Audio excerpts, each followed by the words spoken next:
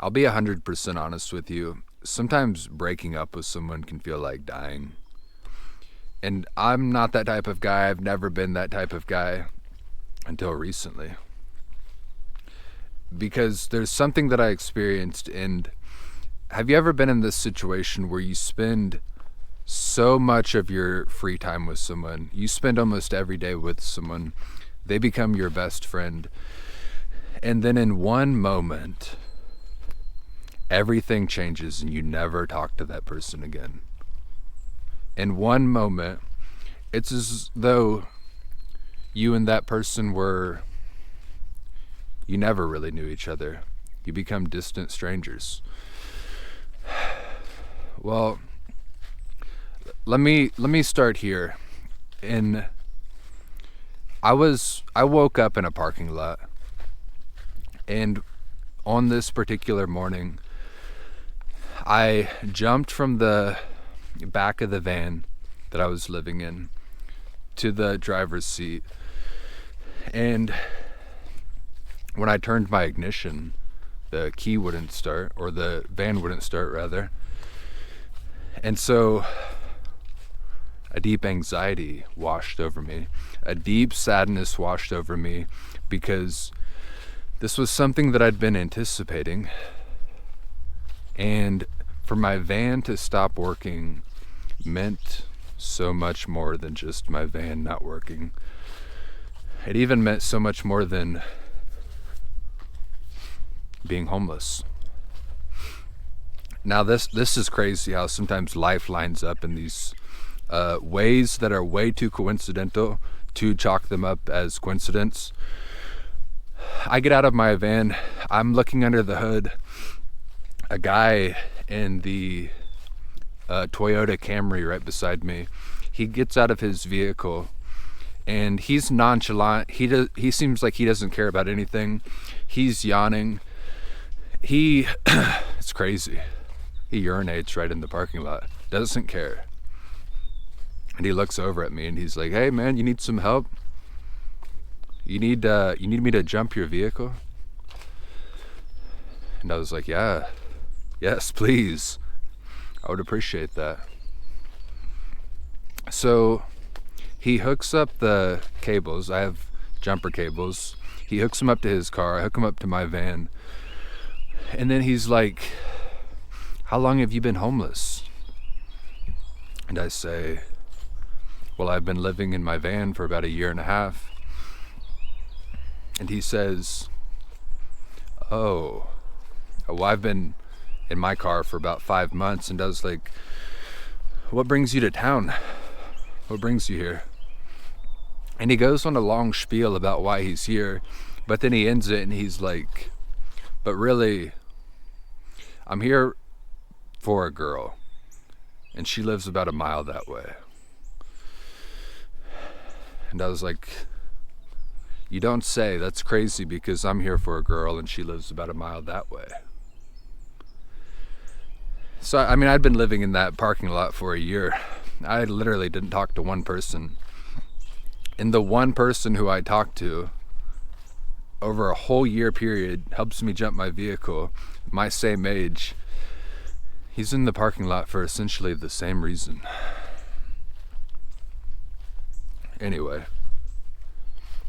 when I moved into this parking lot, which is the point I'm getting at,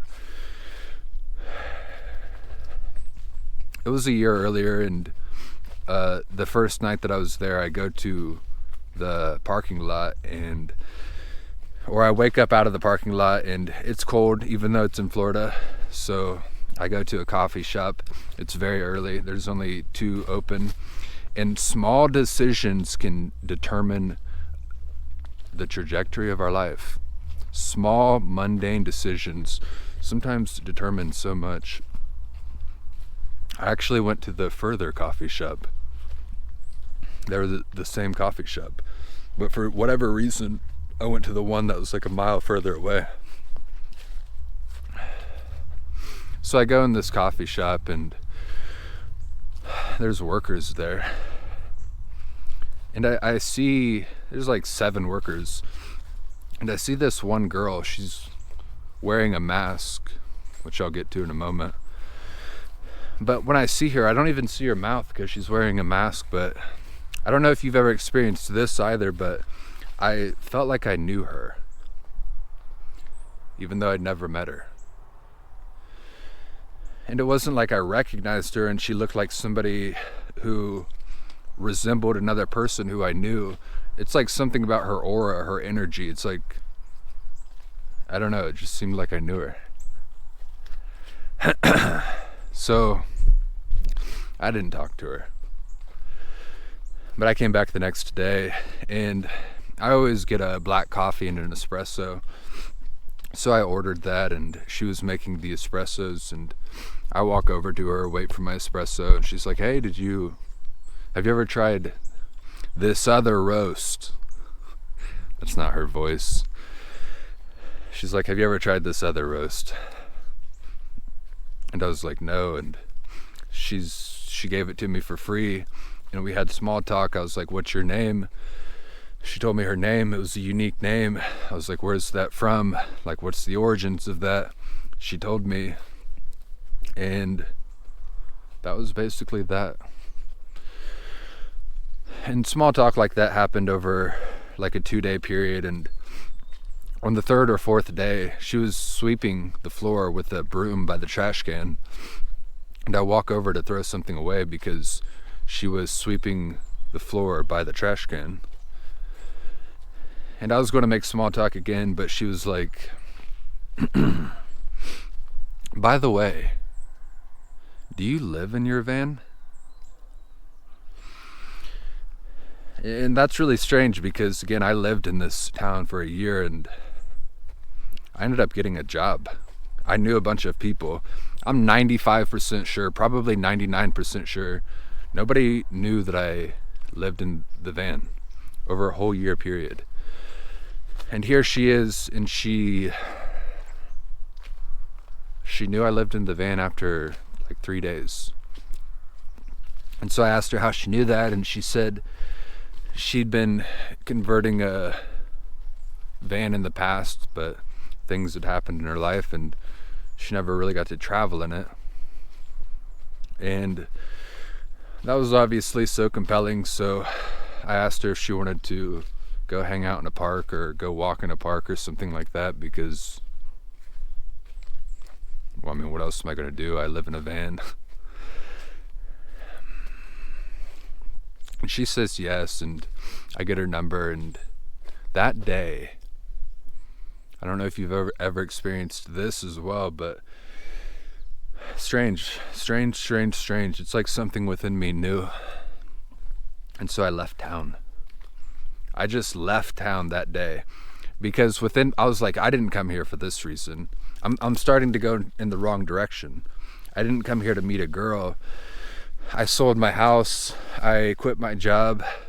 I'm going all in on building a life that I want to live. I'm pursuing my purpose. I'm pursuing my dreams, whatever any of that even means. I don't know what I came out here for, but certainly not for a girl. This is going to be a distraction. And so I left town. And I went to a different town like 45 minutes away. And again, I got her number, and so we were still texting a little bit, and it was a good text conversation. It wasn't just like hi, bye, things like that. It was conversations over text. And so after about 3 days, I come back to town. I come back to that town. Small decisions change the trajectory of our life. Seemingly small decisions change everything. And now again, she was wearing a mask, so I never saw her whole face. And we decided to meet up, and we met up, and that was the first time I saw her face, and she was beautiful. And there was just a war within me. I was torn because here I was trying, I didn't really know exactly what I wanted to do, but I didn't like the life that I left behind, and so I knew that if I didn't find my true vocation or whatever any of that even means. I still don't know what any of that means. I'm out here walking through cornfields recording videos. I don't know what any of that means. I got a $9 an hour job and all is well, but you are where you're supposed to be. I am where I'm supposed to be, but where I was at that caused me to quit my job and sell my house, I didn't like all of that, so I was trying to do something different. And I just didn't want to be distracted, and so there was a war raging within me. And obviously that's I hope you can understand where I'm coming from, but it's really not a good way to look at somebody either, like a distraction. I hope all of that makes sense, but moving onward, we were hanging out all the time. We were going to parks. She became my best friend. We were not just going to parks, going to springs. She was cultivating a garden. I was coming over to her house. We were hanging out in coffee shops. We were going to springs and going swimming. I was at her garden, and she became my best friend, and I was spending all of my free time with her. I was falling. And one thing that I've learned in my life is that if you don't love it, you're going to lose it. And that applies with basically everything. It certainly applies with people. If you don't cherish people, they'll sense that you don't cherish them, and they'll just walk out of your life. If you don't go all in on things that you pursue,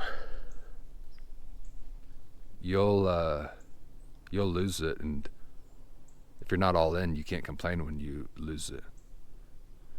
So with everything, if you don't love it, you'll lose it. And I really did not want to lose her. That's what I started to realize as time passed. War still raging. I still want to build the life that I want to build, but I really don't want to lose her. And so I decided to ask her to be my girlfriend. And it was hard not because I was worried about what she was going to say or because I didn't really want her to be my girlfriend, but because I didn't want things to turn out the wrong way. I was falling, and I didn't want to hurt her. No matter what happened, I did not want to hurt her. And one day in her garden, I asked her to be my girlfriend, and she said yes, and she was my girlfriend, and time moves forward, and we were going to church together every Sunday, and I'll breeze past these parts pretty quickly because obviously this is incredibly painful, but we were going to church every Sunday, and I imagined myself going to church with her every Sunday forever. Such is the nature of relationships. Such is the nature of things. That's why breakups are so painful, or at least one reason. You start to imagine a future with someone, and then when things get severed, it doesn't just feel like dying. Something died. If only the future that you imagined, something died. And so, fast forward, I met her in probably January, roughly, around Christmas time, actually. My birthday is in August. On my birthday, she had given me, since we were going to church, the priest who I loved was writing in pamphlets every Sunday. And every Sunday after church, I loved his writings. I loved him as a priest. I would read to her the writings that he did. That was one of our rituals. And on my birthday, we had a picnic at a park. She made all of the food. She made pizza. And she gave me a gift that I still have, of course. She took all of those pamphlets, and I don't even know how she did it. She blanked them out like paper mache or something, made them blank pieces of paper, new paper, took old paper, made it new paper, and formed them together into a handmade journal. My favorite thing. She was my favorite person. That's my favorite thing, a journal. It's probably the best gift I ever got.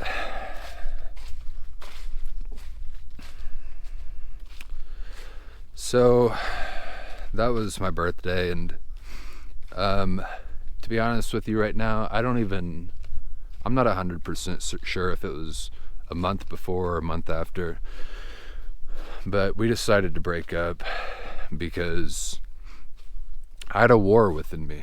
The war just kept escalating, where it's like, dude, I want to pursue this life that I'm trying to build. I'm trying to go in a certain direction. I don't want to hurt you. I feel like I'm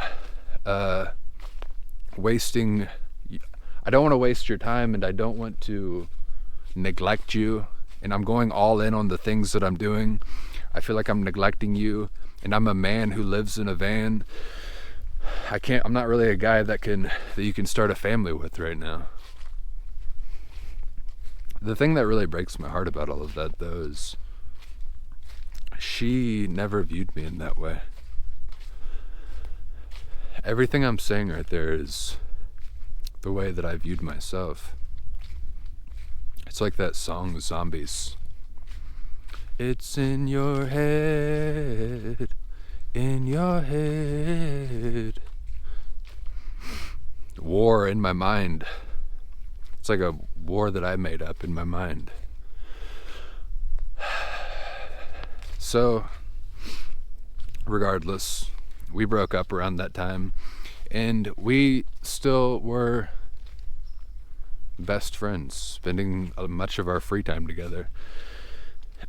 But this thing that I described the other day, this thing that I'll refer to it as depressive seclusion, because sometimes life just becomes, I got a strange yearning for isolation, and I just flee. I withdraw from the world. I try to go and spend as much time as I can by myself. And around this time period after my birthday, I was just doing that all of the time. I was getting sick. She was taking care of me. She was letting me stay at her house, making me soup, taking care of me multiple times. But my response was flee. I was working out at the gym. She was going across town to come to the gym so that we could spend time together. And I was trying to flee, withdraw. So that makes me incredibly regretful. Because if not, it doesn't really matter about if a relationship is meant to work out or if it's not meant to work out. It's like, that's my best friend. No matter what the situation is. She was my best friend at the time. I wouldn't want to treat her that way. Not deserving of it. And I remember leaving her house. I would go visit her garden. We'd hang out. I'd leave her house, and there was just a feeling within me. I was like, I hope one day it's not the last time that I'm leaving her house. I feel like there's going to reach a point where it's the last time I'm ever leaving her house, and I don't want that. But time kept moving forward, and I was still a man living in a van. And I was letting all of that cause fake wars in my mind. And one day it happened in January. I wake up and it's cold outside, and I jump to the front seat. It's cold outside like it was only a year prior when I met her in the coffee shop, and I jump out in the front seat, and this guy tries to jump my vehicle, and he'd urinated on the ground, and he was kind, and he was there for the same reason. And my van wouldn't start. It was dead. And so her and I talked, and I decided we talked about me leaving. Maybe it was time for me to move back. And we were at lunch having this conversation. And because of the situation, I called the guy who was my boss at the time and I quit my job. Small decisions change everything. Now I quit my job. And then it was actually her dad came to where my van was at, and we were working on the van, trying to see if there was anything that he could do about it. And next thing you know, the van was starting. The van was starting. And so I could have stayed. But small decisions determine the trajectory of your life. And you don't know them when they're happening. Small decisions change everything. I'd already quit the job. And the next thing you know, because I needed to make it back, I scrapped my van. I sold my van for $500. Now the van where I live is gone. And small decisions determine our path. Small decisions can sometimes determine our path. And we don't know it while we're in it. We don't know it while we're in it. And so I quit the job. I sold the van after I'd already bought a plane ticket. Let it be known, the way that I bought the plane ticket, I was so broke, I traded her my Jackery. A Jackery is the thing that you plug in for electricity. And she bought the plane ticket so that I could make it back. And something, I'll call it fascinating because I don't know what else to call it, happened when we were in the airport. She said all of this was breaking her heart, and she couldn't wait on me so much. She couldn't wait on me any longer. And she asked what I would think if we just didn't talk anymore. If we cut off all communication right in this moment. And that was the last time that I ever talked to her. And I walked in that security line, and I looked back, and she was watching me go through the security line, go past the security line. Every time I looked back, she was still there.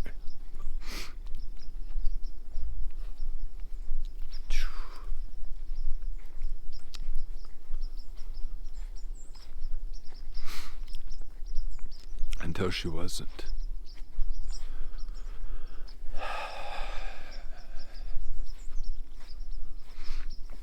Small decisions.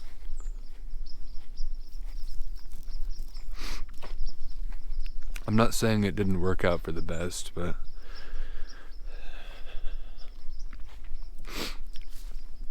I just don't like the way that I treated her. Because separate from being a girlfriend or not,